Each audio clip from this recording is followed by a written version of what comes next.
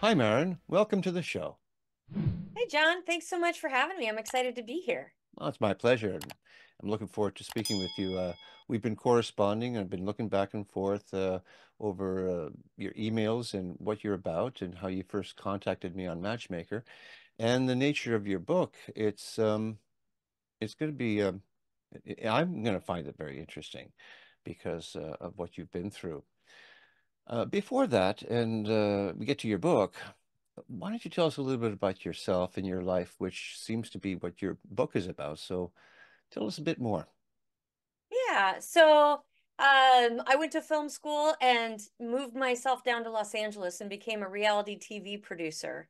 That was not my goal, but that's where I ended up, was in reality TV because it was just at the height of that kicking off. Um, And so I moved back to Seattle in like 2008 after about 10 years in Los Angeles because reality shows got a little dirtier. They became less documentary style. And up here, I met my husband. Well, about 5 years into our marriage, my husband was diagnosed with cancer. And so it was a it was pretty extreme. It was a very late diagnosis. He was diagnosed with large B cell lymphoma. He had a 6-inch mass in his chest that was pressing on his heart and closing his esophagus. We went through many, many trials and tribulations, I'm sure we'll chat about, but um, after it was over and my husband was healthy, I decided to create my book and a video series to help raise awareness and find some humor in such a dark time, because something for me that was really hard when my husband was diagnosed and I'm sitting in the hospital wondering if I'm going to have a husband tomorrow. Uh, Everything they gave me to read was very clinical, very collegiate, and I just needed something, anything that made me maybe laugh or see humanity in the situation. And since I didn't find it, I wrote it. 5 years into the marriage, I mean, you're just basically still newlyweds. It must have been shocking to find out. You say he had a growth. When did he discover that, and why did it take so long to get to medical attention? It had a small lingering cough for quite some time. And he just thought it was allergies, it was this, it was that. We had just moved into a new house. We were busy cleaning and moving stuff around. And then he noticed that he was having trouble breathing when he would just up one flight of stairs. And this is a very busy, athletic person who one flight of stairs is nothing. Um, and so he went to his doctor thinking maybe he had pneumonia or something because this cough wasn't going away. And the doctor took two x-rays. He took one, didn't believe it, took another one, and then sent him to the emergency room. So it was absolutely a shock. It was, Friday, I'm at work and he calls and says, "Hey, I have to go to the ER." I'm like, Mm, why? wow. Hmm, boy. When did this take place? I'm asking the question because, COVID disrupted anything to do with medical attention. So when did this happen to him, and how long did It it take? it sure did. Luckily for us, I guess, it happened in 2017, and my husband's case was so progressed that he had to be inpatient 5 days in a row on chemo 24/7 for 5 days, home for I think 14 or 15 days, and then do it again for 6 times. And since all the COVID stuff wasn't in place, I was able to stay in the hospital with him a lot of the time, so he wasn't alone. But I know now that they don't really allow people up. I think Of course. even to this day, Yeah. definitely not sleeping in the room like I was. Hmm.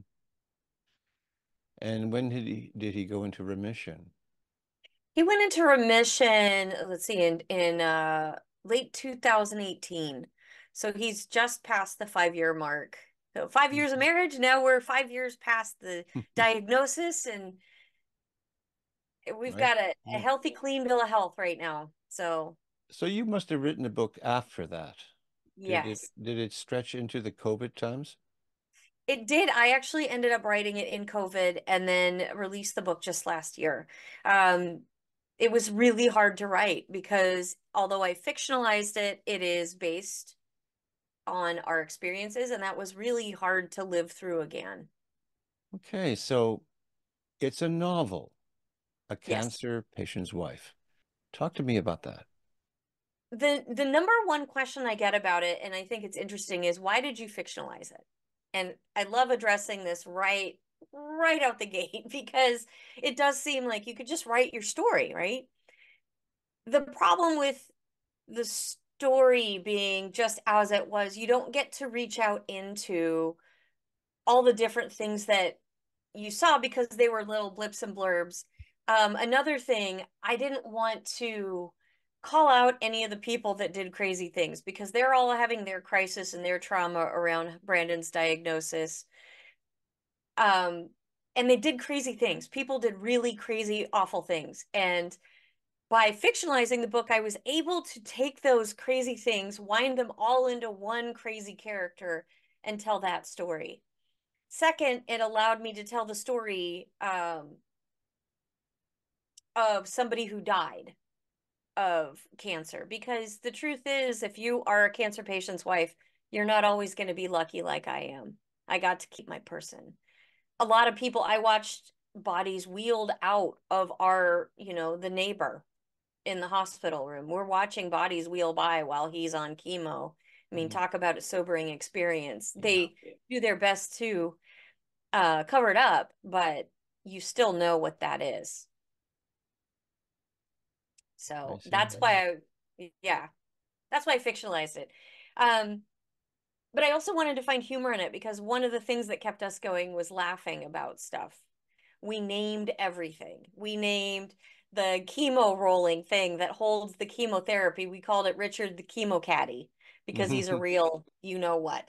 Yeah. Um, yeah, and my husband wore street clothes, so we laughed about how he would wind his chemo through the button on his pocket because he didn't want to look like a cancer patient while he was in there. There's a lot of fun things that we did just to make it through that Yeah. period of time. Well, in your book, the patient dies. So I guess exaggerating, within reason is also making the story more exciting because perhaps the story for you and your husband was very dynamic. And you say there's characters that you don't want to sort of out. Perhaps you also wanted to make it more intriguing than it already was. Was that Absolutely. another thing? Absolutely. So he doesn't die in the book, but there's another character in the book is I, I see. that dies that's also going through treatment in the hospital. Because I wanted to be able to tell both sides of that story. You know, we're the Okay. lucky ones that my husband's still here. And then I borrowed pieces of stories from people that I had spoken with who did lose a loved one to cancer.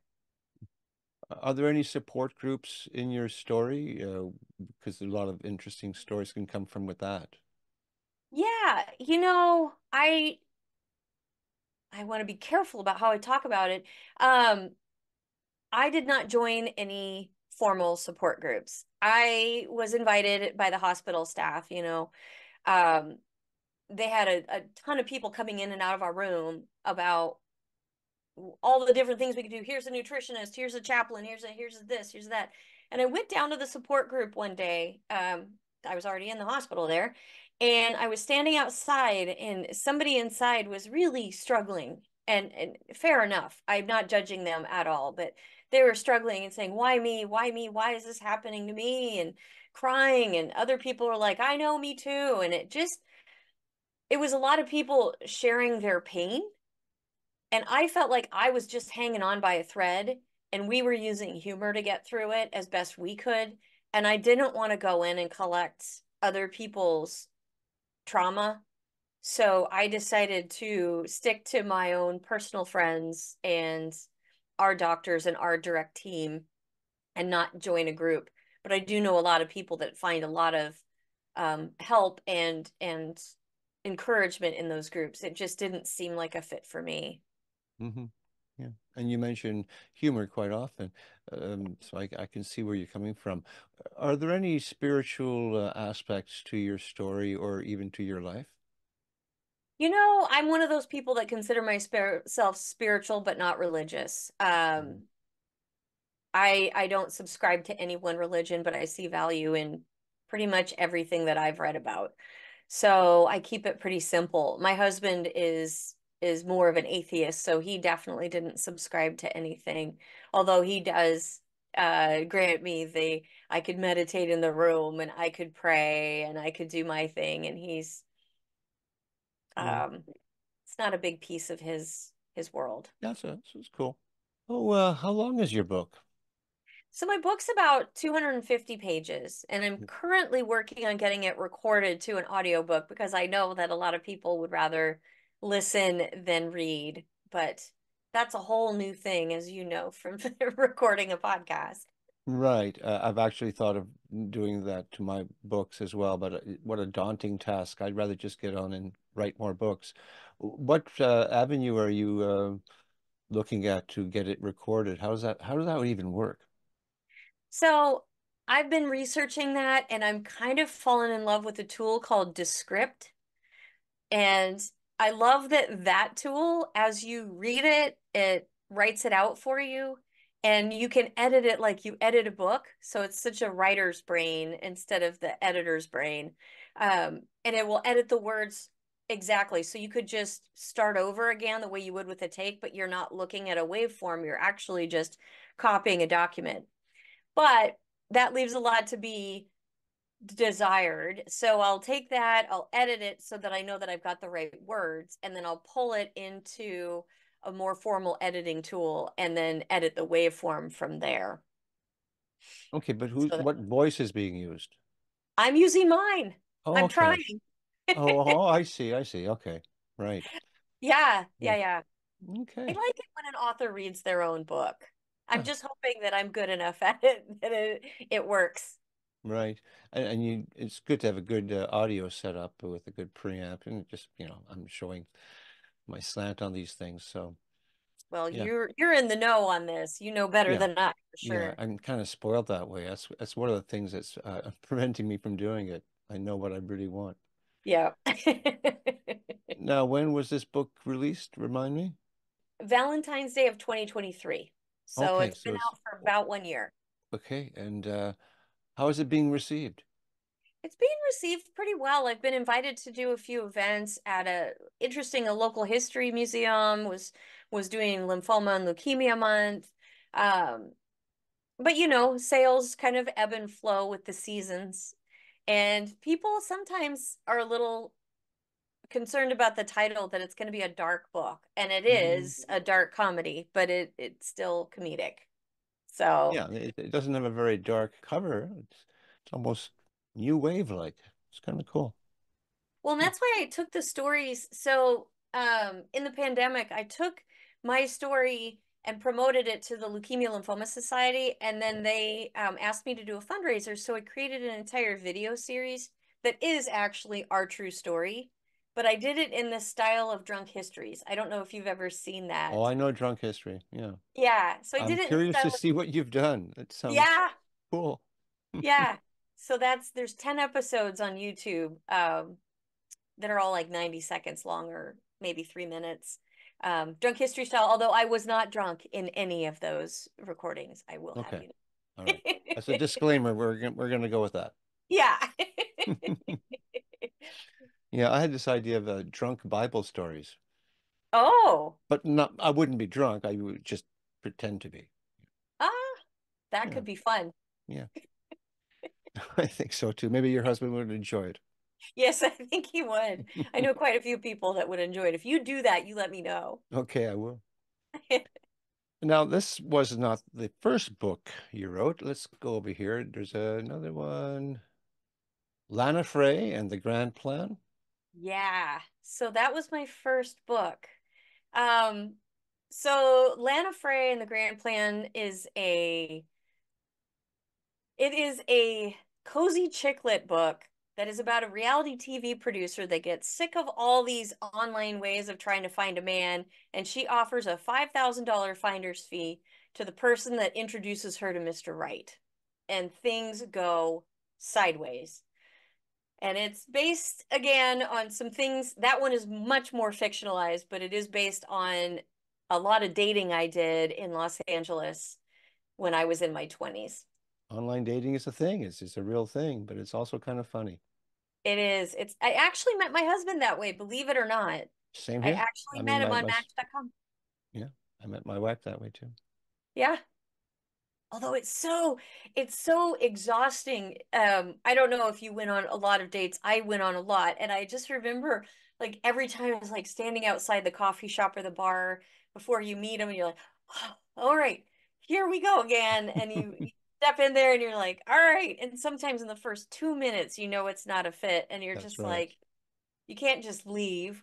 So Yeah, you spend your time there, and it's another person. They weren't generally bad people. A couple yeah, of them were yeah, interesting, but it's yeah. such a It's an interesting experience. And but it it was so long ago for me. I guess 18, 19 years ago. yeah. So I guess it was in online dating was sort of in its infancy back then. Yeah, I met my husband 15 years ago. Okay. So Yeah. Yeah, Los Angeles, interesting place. I passed through there a few times when yeah, yeah. never stayed for long. No, I was playing big gigs, never in LA, but in different parts of California. I would when I was on tour. Yeah, I like Nice. California. I'm not sure I like Los Angeles too much. I'm more of a Big Sur kind of person. Oh, it is so beautiful there. Yeah, Absolutely gorgeous. Yeah. yeah. I I could don't I live there. don't think parts of Los Angeles are pretty, but I left for a good reason. I'm Yeah, glad I went and I'm glad I left. yeah. And we both come from reality TV background, which is I Oh don't yeah? meet, I don't meet too many people like that. I was an editor in reality television. Oh, I didn't realize reality was what you were doing. The last 12 years of my career, that's what I seem to specialize in. Home renovations or all kinds of, generally home renovations, but sometimes other things too. Some American shows I worked on. Yeah, that Yeah, makes sense. That yeah. makes sense. Oh, what I did. Small That world. yeah. So, talk to me about your website. On my website, I do a variety of things. Obviously, I have my books are for sale there, but I also have another section in there that is microfiction or flash fiction. Actually, I don't know if I have a lot of my microfiction in there, but I have a lot of my flash fiction in there, Right. which is, 500 to 1,500 word stories that um, I started doing during the pandemic. I was writing one a week during the pandemic just to kind of exercise my writing muscles and to try different things. And it was a really fun challenge. I had such a good time doing it that I decided to post them all, and I hired a illustrator to create images to go with that. So I have those stories up there. I have my two books, and then I'm in a compilation of it's called the Cozy Cafe Mysteries, and it's five Northwest authors writing a novella. All the murders had to take place in a cafe. Okay. So I have a story in there called The Clock Strikes One. Because oddly enough, my husband's pandemic hobby was rebuilding antique clocks. Oh, So we have, I think, 75 antique clocks in our house. Thankfully, they are not wow. all running. That My would make fa noon a nightmare. my father did that, and he made sure that they all struck like a minute apart from each other. But when they struck, the whole house was like ringing like crazy. Yeah, I like Yeah, it. Yeah, it's something else. It is something else when they get going. And I love them, but I yeah. just like to have one or two going, not, Hmm. 70, Yeah, cool. Very especially at nice. noon. Very nice. Well, Maren, I'm going to put you on full frame, and you give your best pitch that you can for your book that you want people to buy. Okay? Perfect. All right, Yes. go for it. A Cancer Patient's Wife is a book about a couple in their 40s where the husband is diagnosed with cancer. And once they get going on treatment to save his life, the most random characters come out of the woodwork and make the already challenging journey a little bit more challenging. Hopefully, it'll make you laugh, it'll make you cry, and it'll give you something to think about next time you're dealing with somebody who's going through a crisis. Because I don't know about you, until I went through it, it was a really difficult thing to imagine. So if you want to check that out, it's A Cancer Patient's Wife by Maren Higbee. Laugh and cry. Those are the kind of stories I like. Those are the kind of movies I like too. Yeah, Or horror movies. That's okay too. I like those too. That was my first role in Los Angeles, was working on B-level horror movies, Oh, cool. like Yeah, Uncle Sam Wants You Dead. they could be fun. They could be a lot of fun. Well, Maren, it's been a delight speaking with you. And if you write any more books, you look me up and we'll get you back on here and we can talk some more. Fantastic. Thanks so much, John. This was a pleasure. Okay. It was a pleasure for me too. You take care of yourself now. You too. Thank you.